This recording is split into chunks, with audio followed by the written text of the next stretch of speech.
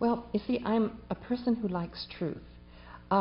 It really upsets me when people state something as truth and it's really not the whole truth, or it's a slanted truth, or there's another side to the story.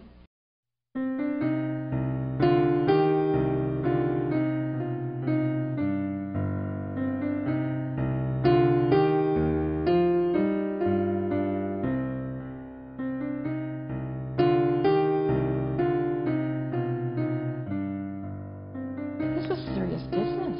We were at war. We had no idea when the Japanese might try to attack our mainland. Coming to Puget Sound would have been a natural.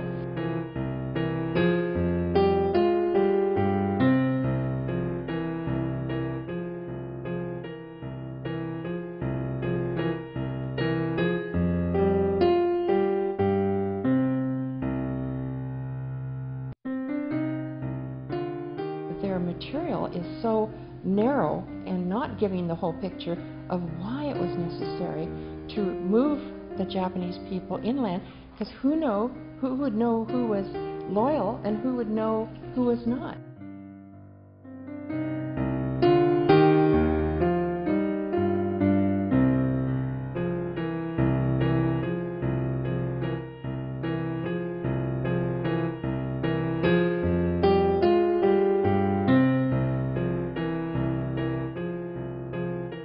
And so when I observed some of the letters to the editor regarding the situation on Bainbridge Island and the school district, or the school there, teaching about the Japanese being taken away from their island and so forth, I began to see that there was a bias that was coming through. They were not getting the whole story.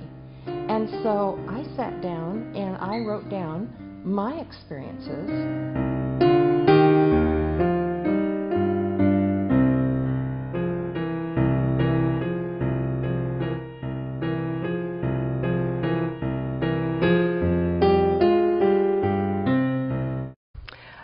Apple Tree Point was a working farm.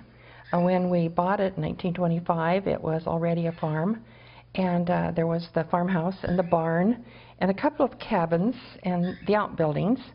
And we raised 10,000 white leghorn chickens. We had long chicken houses where we raised the chickens and gathered the eggs. We also had a dozen cows, 8 horses, always at least a dozen pigs. We had a small herd of sheep, and 26 cats and a dog. In the back row on the left is Ned, my sister Jane's husband. He was a pilot that went down in the South Pacific and died during the war. And then we have my brother Joe and his girlfriend, and then my sister Betty, who's 8 years older. In the front row we have Barbara, my sister, who's 6 years older, and then me and my grandma and my mom. And I was one of 5 children, and my dad died when I was 3, so Mom raised the 5 of us.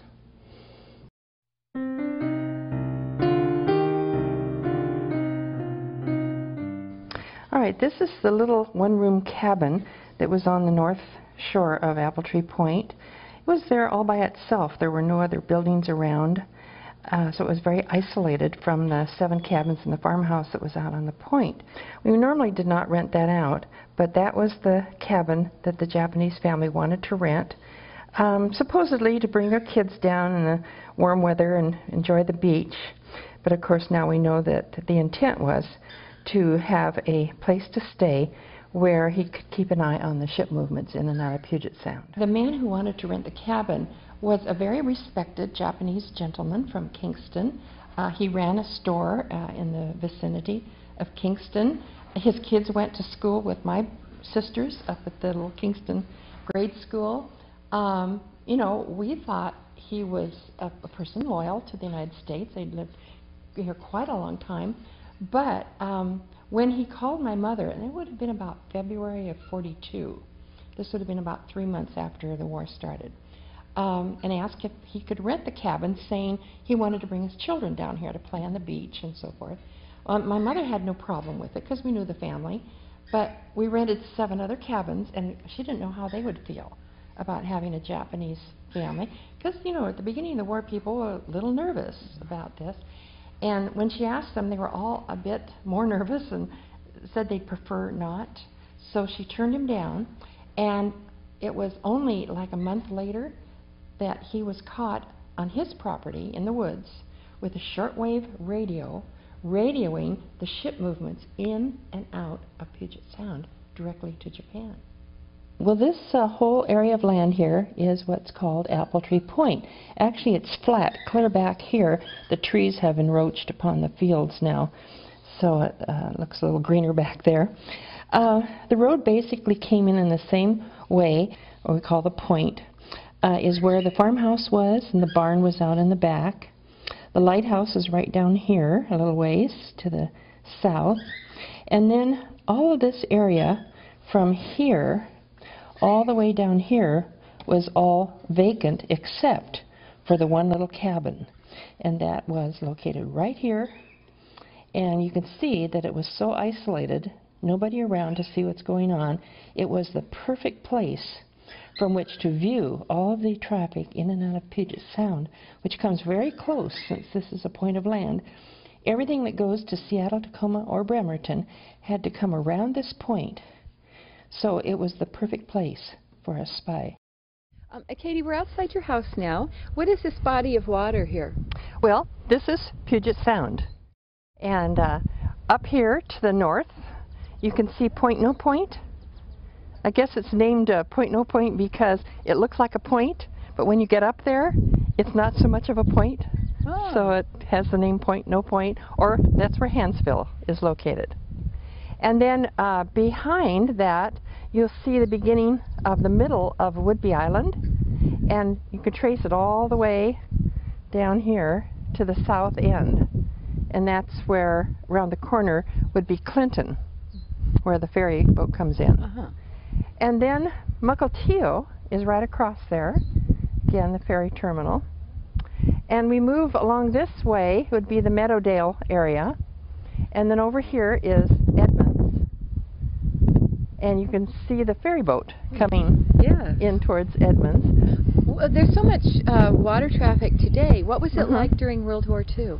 Well, of course, we had all the commercial shipping, as we do now, and all the pleasure boats that go back and forth. But we had a lot of military shipping. You can imagine for the Pacific theater of the war, so many of the ships were stationed either in Bremerton or in Everett, which is through there. And so they came through this area. And being that this is a point of land that juts out into Puget Sound, and down here to the south on the point is the lighthouse. So ships coming in and out of Puget Sound had to run Point No Point and the lighthouse there. Then they come down here and round our lighthouse, and then they go into whichever port they're destined for. The bulk of them would have gone to the right here and gone into Bremerton, where most of the ships were serviced and a lot of the ships were stationed.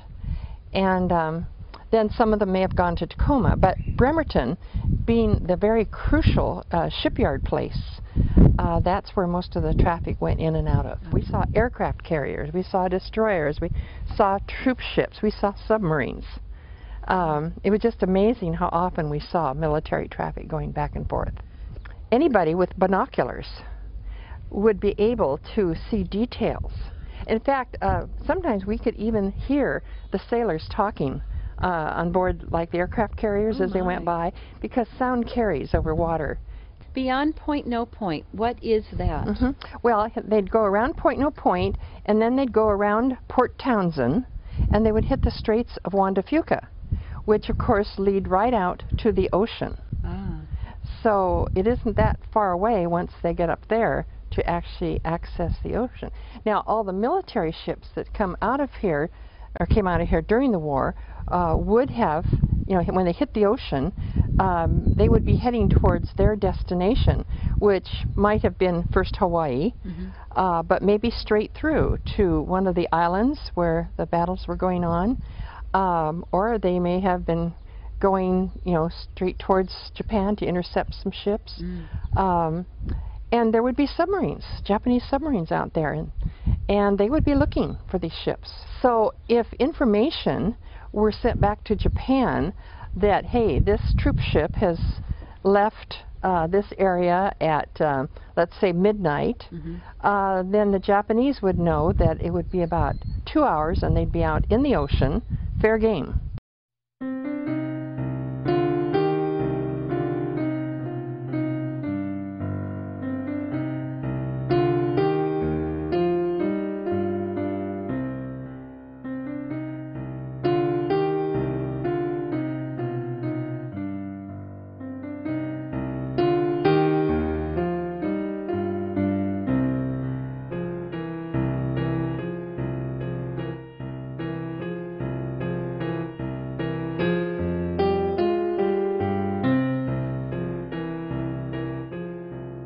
How is it, do you think, that the Japanese man who owned the store in Kingston came to know about your cabin, and when your mother wouldn't rent to him, what were his activities and how did he get on this land? Well, he probably had come down our hill at some time and had noticed that there was this one little cabin that was obviously empty and that it was secluded, that all the other buildings were farther down. And he probably thought, hey, this is the perfect place. He could easily have parked his car at the top of the hill and walked down, and we would never know he was here. His property was not in a location where he could see any of this, but he had a shortwave radio there. And so he must have either come here or somewhere along this area in order to gain the information he was radioing. Within a very short time, his whole family disappeared from the community. Looking back, I realize now that they were relocated.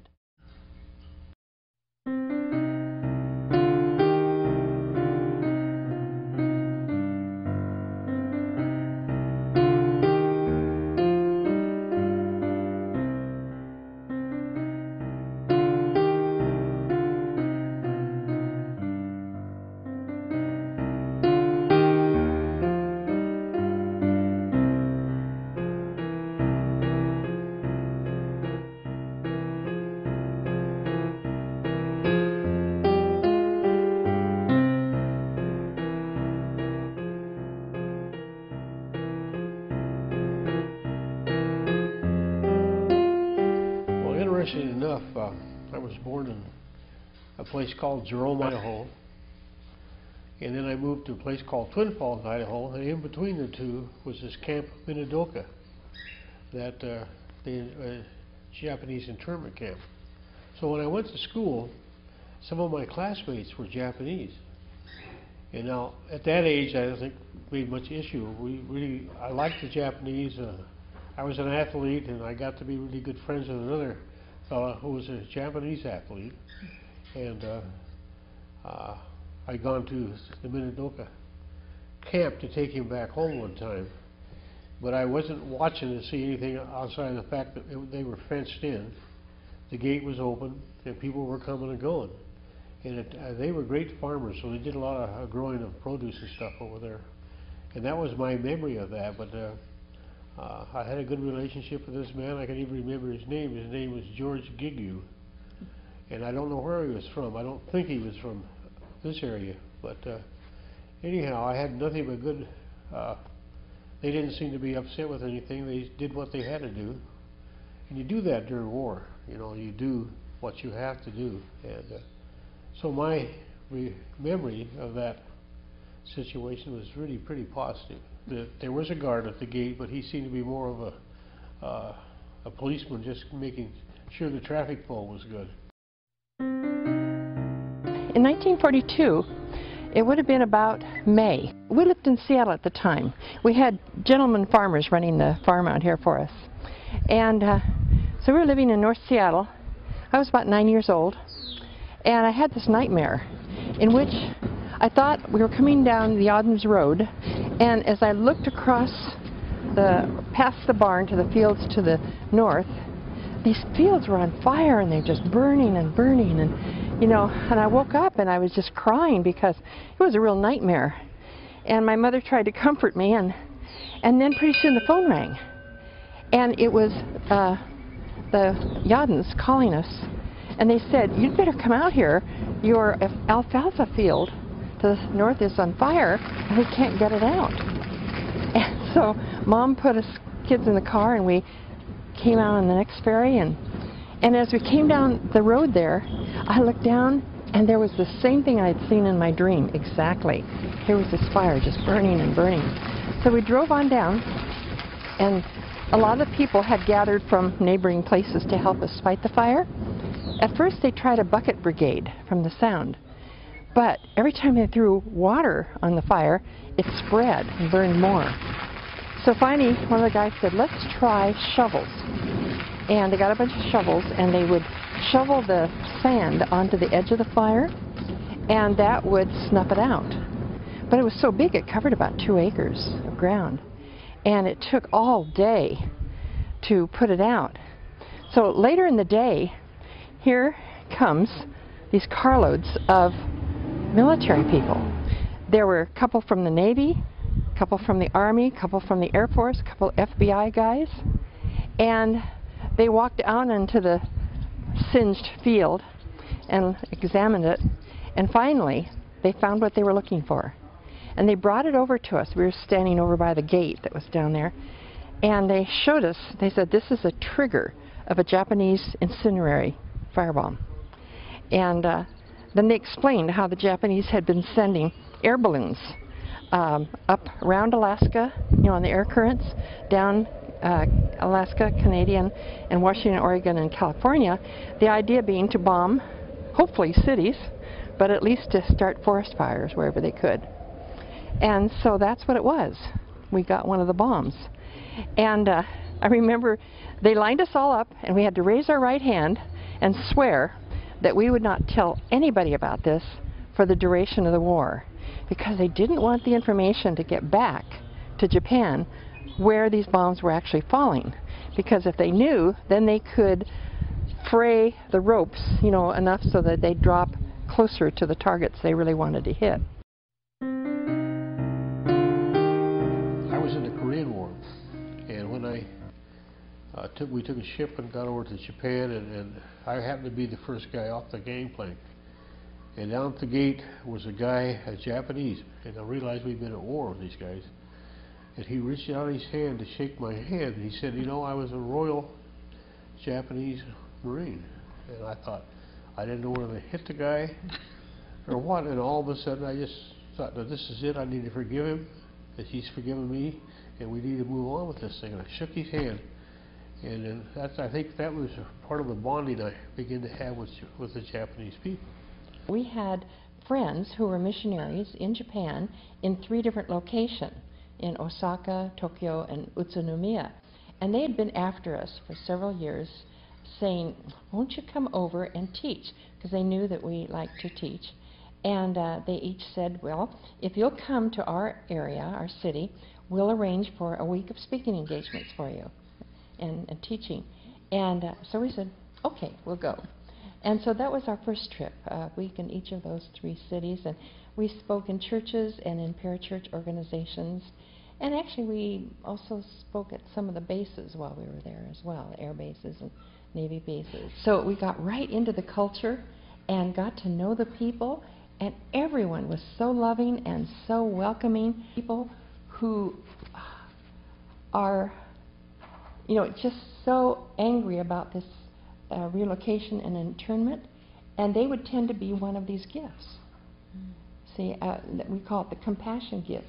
These are the people that feel sorry for others who are hurt or distressed in any way. So naturally, there would be a lot of people upholding that viewpoint who are, you know, oh gee, we shouldn't have hurt those people, you know. Well, and that's a fine viewpoint, but on the other side, like my gifting is teaching and administration.